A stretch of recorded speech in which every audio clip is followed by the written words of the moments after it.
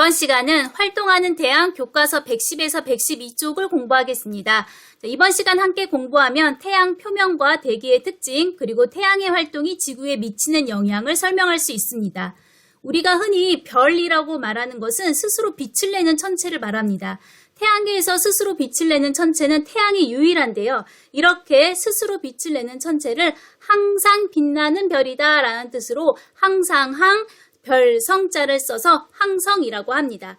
태양은 온도가 매우 높은 기체로 이루어져 있으면서 크기는 지구 반지름의 약 109배나 돼서 엄청난 양의 에너지를 우주 공간으로 내보내고 있습니다. 태양은 항상 밝고 둥글게 보입니다. 태양 표면은 빛을 내는 공 모양의 표면이다 라고 해서 빛광, 공구자를 써서 광구라고 합니다. 광구, 즉 태양 표면의 평균 온도는 약 6000도라고 합니다.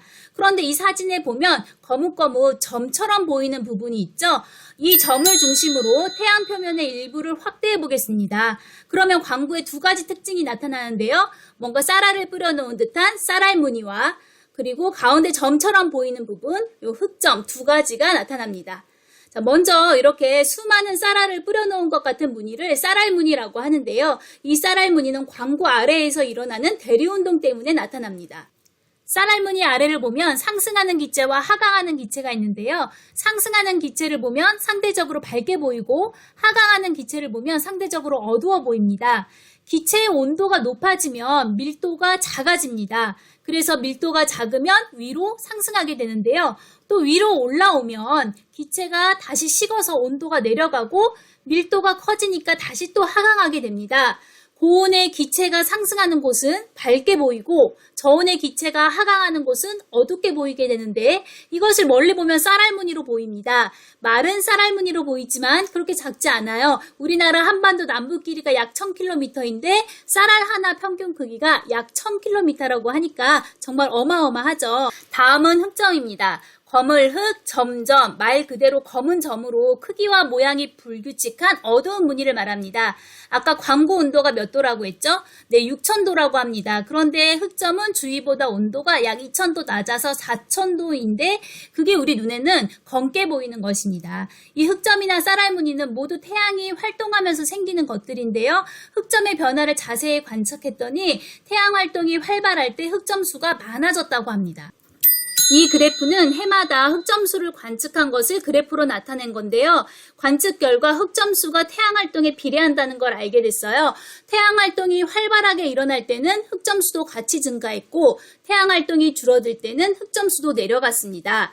태양활동이 주기적으로 변하고 이 때문에 흑점이 생겨나기도 하고 사라지기도 하면서 개수가 달라지게 되는데 흑점 수의 주기가 약 11년이란 사실을 알게 되었습니다. 이를 토대로 태양활동을 예측할 수 있게 되었는데 과학자들이 2013년에 태양활동량이 어마어마해질 거라고 미리 예측을 했었고 실제 그런 일이 있었습니다. 다음은 태양의 대기입니다. 태양의 대기는 태양 광구 쪽의 바깥 부분을 말하는데요. 채층과 코로나 두 층으로 나눌 수 있습니다. 그런데 이 사진에서 태양 가운데 왜 이렇게 까맣게 돼 있을까요?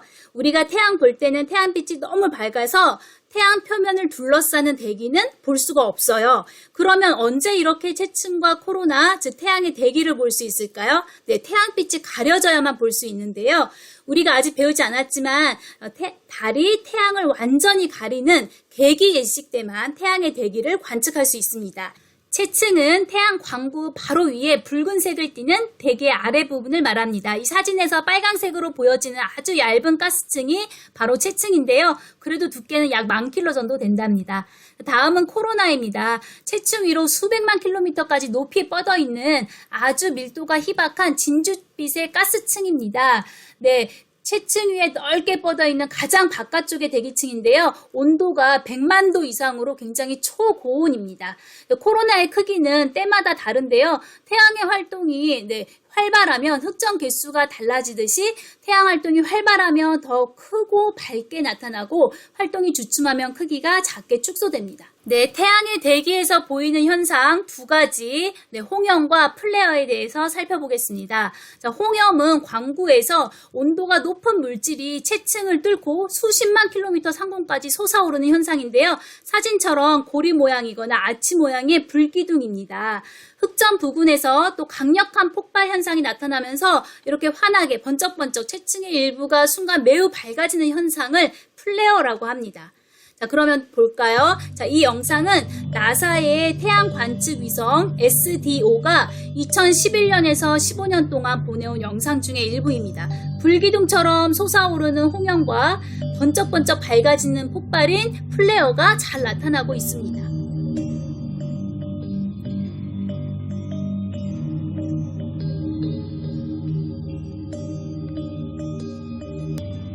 태양은 핵분열을 통해서 원자폭탄보다 1억 배나 강한 플라스마, 대전된 입자, 즉 전기를 띤 입자들을 방출하게 되는데요. 많은 양의 대전 입자들이 고속으로 막대한 에너지와 함께 우주 공간으로 방출되는 이 흐름을 태양풍이라고 합니다. 태양 활동이 활발하면 역시 태양풍의 강도도 강해집니다. 그리고 이 태양풍이 지구에도 큰 영향을 주게 됩니다. 자, 지금까지 태양의 표면, 광구와 대기에서 나타나는 여러 가지 태양의 특징을 살펴봤는데요. 이런 것들이 모두 태양 활동과 관련이 있었습니다. 그래서 다시 한번 태양의 활동이 활발할 때 태양에서 일어나는 현상을 정리해 보겠습니다. 첫 번째, 흑점수가 많아집니다. 두 번째, 코로나의 크기가 커집니다. 세 번째, 홍영과 플레어가 자주 나타나고요. 네 번째, 태양풍은 더욱 강해집니다. 자, 그러면 이번에는 태양의 활동이 지구에 미치는 영향에 대해서 알아보겠습니다. 첫 번째, 자기폭풍입니다. 아까 이야기한 태양풍은 지구에도 영향을 미치는데 지구는 거대한 막대자석 같아서 지구도 자기장을 형성하고 있습니다. 그리고 이 자기장이 지구를 감싸는 막이 되는데요. 위험한 방사선과 플라스마를 포함하고 있는 태양풍으로부터 지구를 보호하고 막아주는 역할을 합니다. 그런데 태양 활동이 활발하면 지구 자기장에 영향을 줘서 짧은 순간 굉장히 불규칙하게 자기장이 변하는데 이 현상을 자기폭풍이라고 합니다. 자, 두 번째, 오로라입니다. 지구를 보호하고 있는 지구의 자기장과 태양풍이 만나면 대전 입자들이 지구 자기장에 이끌려서 운동하다가 자기장이 강한 양쪽 극지방 상공에서 공기 입자들과 충돌을 하게 됩니다. 이때 아주 신비롭고 아름다운 빛을 내게 되는데 이것을 오로라라고 합니다. 그러니까 보통 오로라는 극지방, 고위도 지역에서 주로 나타나는데요. 태양의 활동이 활발해지면 고위도 지역에선 더 자주 나타나고 위도가 낮은 지역에서까지 오로라가 나타나기도 합니다. 세 번째로 무선 전파 통신이 방해를 받는 현상, 이걸 델린저 현상이라고 하는데요. 자기장의 교란이 일어나서 장거리 무선 전파 통신이 아주 약해지거나 또는 끊어지는 장애가 생기는 현상을 말합니다. 그 밖에 지구 주위를 돌고 있는 인공위성이 고장나거나 추락하기도 하고요. 또 송전시설이 고장나서 정전이 되기도 합니다. 자, 이번에는 교과서 112쪽의 해보기입니다. 태양 활동이 활발할 때 지구에 미친 영향을 그림으로 표현해 보라고 했습니다. 인공위성이 고장난다는 거 이렇게 표현했습니다. 자, 나머지 여러 가지 현상을 한번 책에 그림으로 표현을 해보세요. 자, 무선 전파 통신이 방해를 받는다, 송전시설이 고장난다, 비행기가 항로를 벗어난다, 이런 것들 자, 개학 후에 교과서 필기에 대해서 검사한다고 했죠. 열심히 해보시기 바랍니다.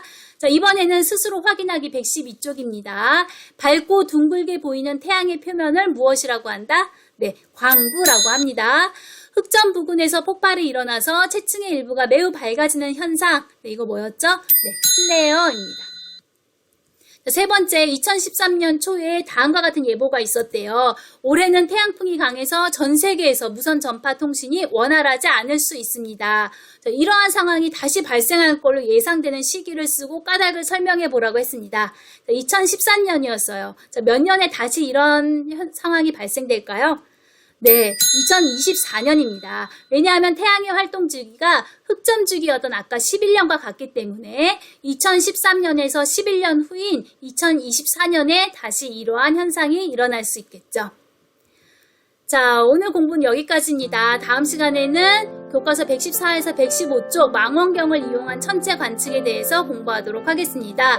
자, 구글 설문지를 통한 학습 활동에 참여해 주시고요. 자, 여러분 모두 수고하셨습니다.